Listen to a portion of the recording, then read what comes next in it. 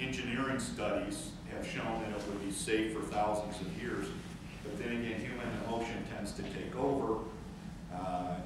And what's happened in last year's budget and this year's budget is $0 in the budget to develop Yucca Mountain. The president says he wants to scrap Yucca Mountain and have a new commission look into handling the waste. And by the way, our own very own Chuck Hagel was put on that committee. And hopefully they'll come up with it. But I really believe that a reasonable group that are going in there with an open mind are probably going to come to the same position that the prior commission did 20 years ago about Yucca Mountain. On energy, it seems like we're nibbling around the edges. You know, we talk like we want to get away from dependence on foreign sources of energy, and an obvious answer is nuclear energy, which could be huge. We could get the government out of the way so that these licensing procedures can be streamlined and much easier.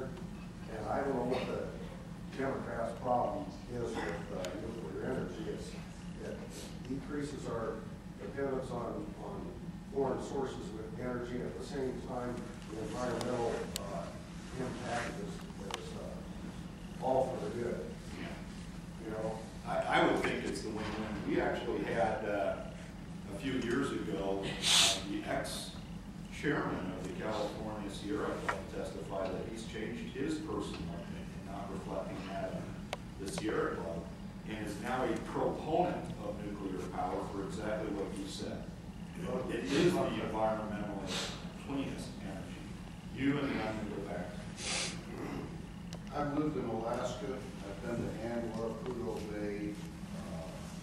I've been to Beijing, Shanghai, seen the pollution and so forth. But of all the things I fear within government today is the EPA. The EPA has become an 800-pound gorilla in a very small closet. How in hell are we going to control that agency and get it to be somewhat realistic? Yeah. Well, have any of you heard did all of you hear his comment about the EPA? Let me give you an example of the EPA's powers here. Have any of you heard the radio commercial against Nelson and Joe Hans about how they want to regulate and fund the environment for getting on a wall? Do you know what that bill is? Well, let me explain it to you, because that isn't part of the radio commercial, is it? True. The EPA has made a ruling,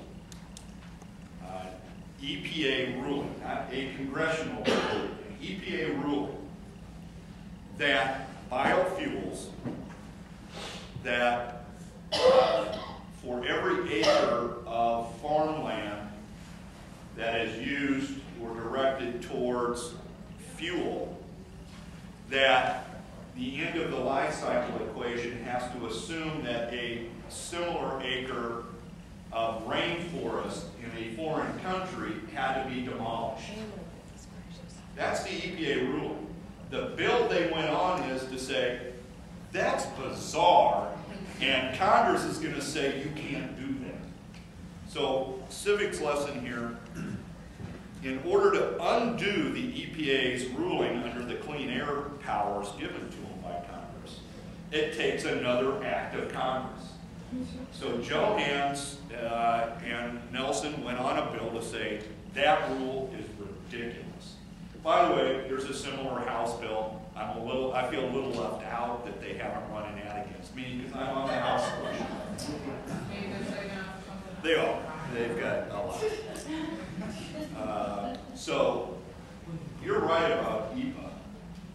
And you watch the Simpsons movie. EPA. And cap and trade, if you go back to that, EPA was given the power over all of the businesses to determine which ones were compliant and non-compliant, the formulas for compliance, oversight, and creation of the cap and trade trading floor.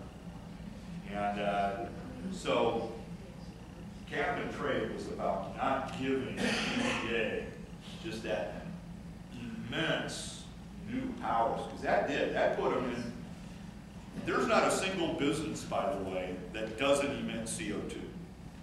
If they have humans and they use electricity, you emit CO2.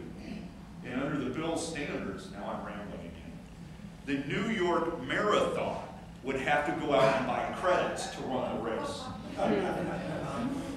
because of the number of people that are in it and EPA assumptions about how much CO2 we expel, and you expel more when you run. And humans also contribute to CO2 or to methane by methane gases, to greenhouse gases. In fact, this bill determined just out of the blue that methane is 25 times more powerful. Getting back to agriculture, if you have hogs or cattle, they are high emitters. They burp more than we do. They breathe, and they more than we do. Which is why PETA says, stop eating meat. It's good for the environment. Yes, sir. I'm glad that this topic came up, and I am in full agreement with this fellow down here about the wind energy and the solar energy, and I'm really sad that you think that there's merit in having the citizens have to contribute to this. And basically, the science behind global warming, most of it has been debunked as a lie, or at least it's under great suspicion today, and I'm glad to have that happen. What I would have loved to have you do is to recognize that and then realize that we need to stop this. But my central point is that I don't think that the government in any case should be mixing our money with business. There should be a separation, and I will admit that I'm a laissez-faire capitalist.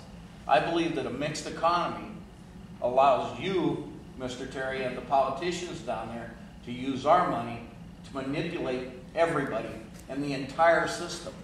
And the way you do it, I'm not trying to be real accusatory. Lee, I think that what we've done as a public is we've allowed this to happen. We have allowed you to use our money to manipulate us and the entire economy. And all I'm saying is I'm an advocate for let's stop that manipulation by our elected officials and get back to a capitalist system where individuals can prosper based on what they do, and the government has zero. I don't want government's money for my ventures, what I'm doing. And I think most people would rather stand on their own feet and not have the interference of government in anything that we do. I have only one other question. That was a statement, but I'd be interested in having your comments on it because, and this is what, a year ago, you mentioned the Cornhuskers. I'm one of the biggest Cornhusker fans there are. And I missed the game because I had forgot about it. I was on the phone until 11 o'clock at that night talking to congressmen and their aides on the phone. Interestingly enough, they stayed in their offices and they made themselves available so we could call so that health care bill didn't pass. But I've never missed a Nebraska-Oklahoma game. I forgot it was on. All right, anyway, my question to you, and Lee, I think you're a wonderful guy. I don't have anything against you, but you have an opponent, and his name is Matt Sokolowski. And I'm just curious if you are going to debate Matt Sokolowski before the primary. So that's my, this is my effort to hold your feet to the fire. All right. And so thank you for letting me ask the question. I appreciate that, and I'm not going to answer it. This is a official town hall, and I am not allowed to discuss campaign issues here. Okay. So if I answer that question, somebody else in this room can file a complaint against me. So I'm going to get your name and address, and we will have a conversation on a private phone, not a government phone. Yes. So for those of you who are actually looking to file something against me, and they are in this room. Well, this is a perfect example of government interference. That's right.